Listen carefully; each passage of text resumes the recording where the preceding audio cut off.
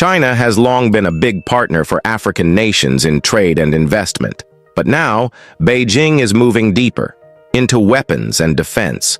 And the shift is clear in the Sahel, where Chinese guns, trucks, and rockets are making their way in.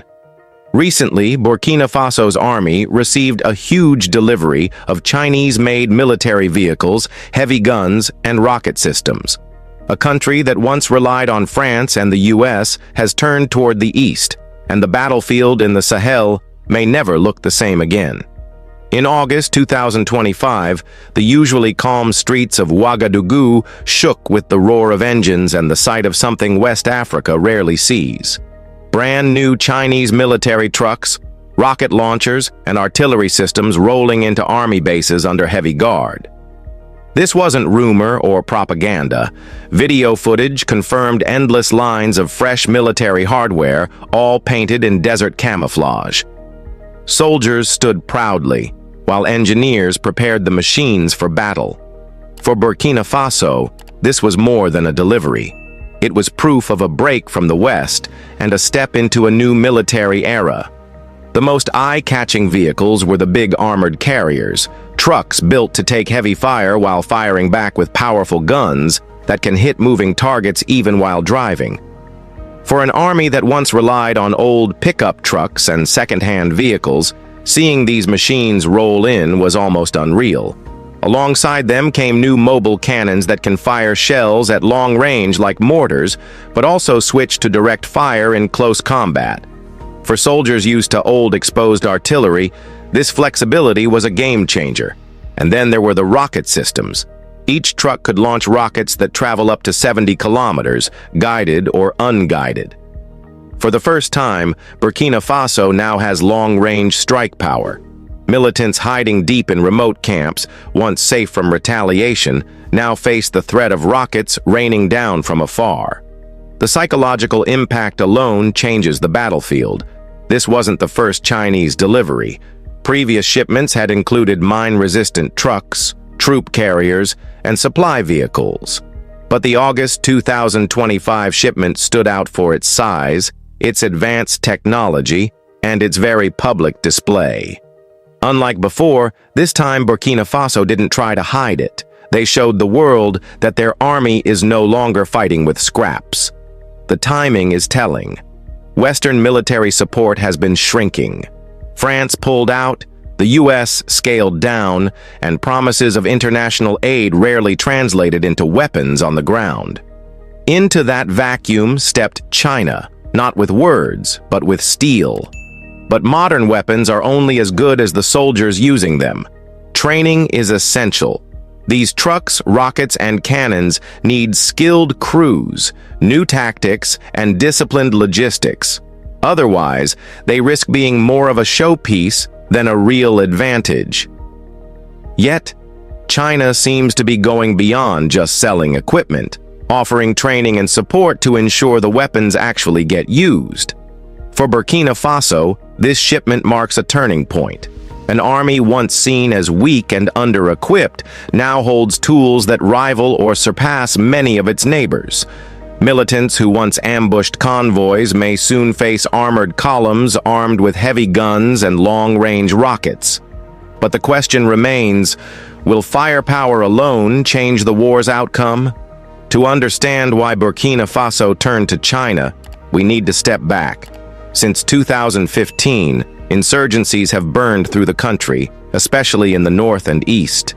Villages destroyed, government posts overrun, and millions of people displaced. By 2024, almost 2 million citizens were forced from their homes. The army was stretched thin and under-equipped. Militants used motorbikes and pickups to strike quickly, disappearing before soldiers could react. Old rifles and outdated vehicles were no match. Every time the army seemed to regain ground, insurgents shifted tactics, forcing soldiers into a cycle of constant defense. That's why the new systems feel like lifelines. The armored trucks give protection on open roads. The mobile cannons let commanders shell enemy bases from safety and then fight directly if needed.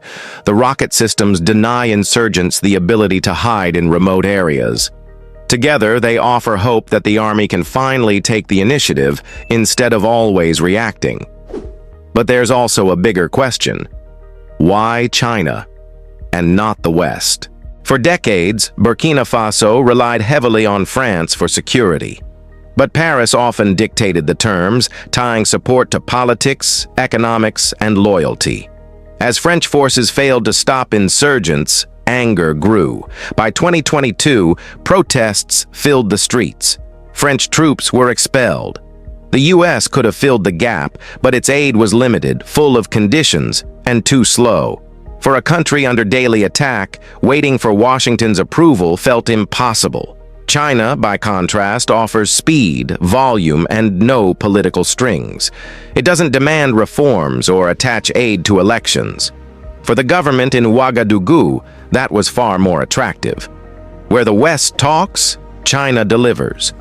This wasn't just about weapons, it was symbolic.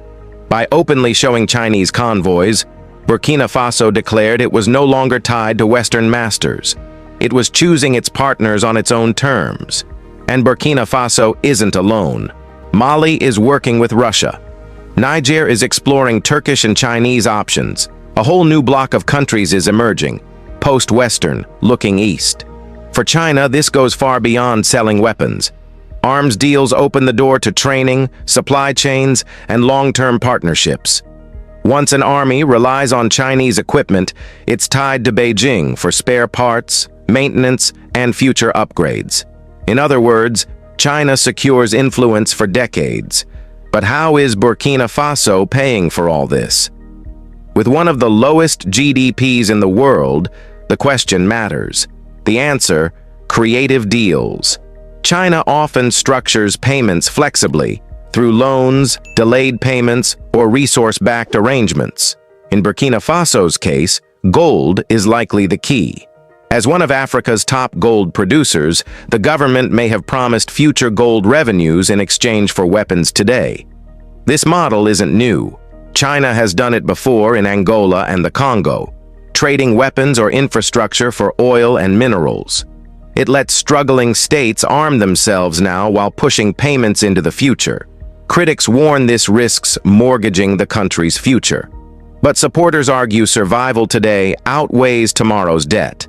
For Burkina Faso's leaders, the choice is clear: either arm now or risk collapse.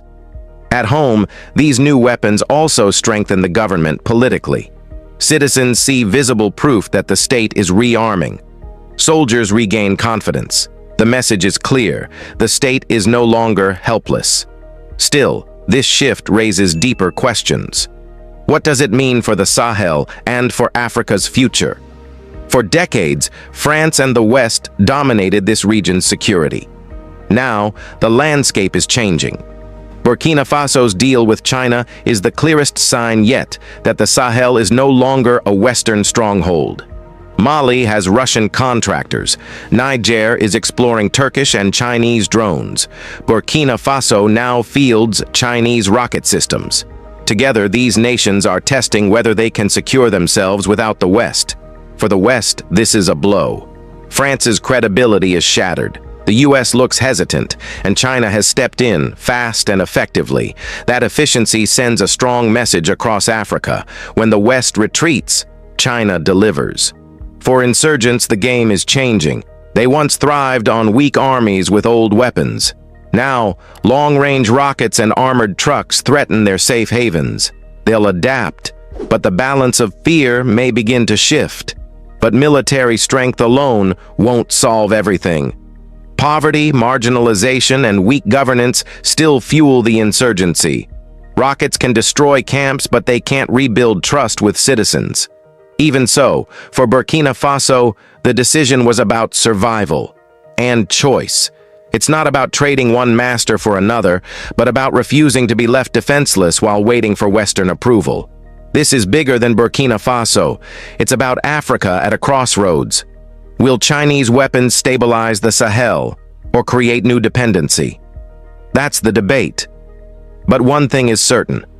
The Chinese convoys rolling into Burkina Faso weren't just carrying weapons. They were carrying a message. A new era is here. The rules of the game are changing, and this time Africa is choosing its own course.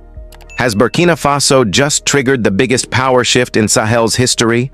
Will Chinese weapons finally turn the tide against insurgencies? Let us know in the comments.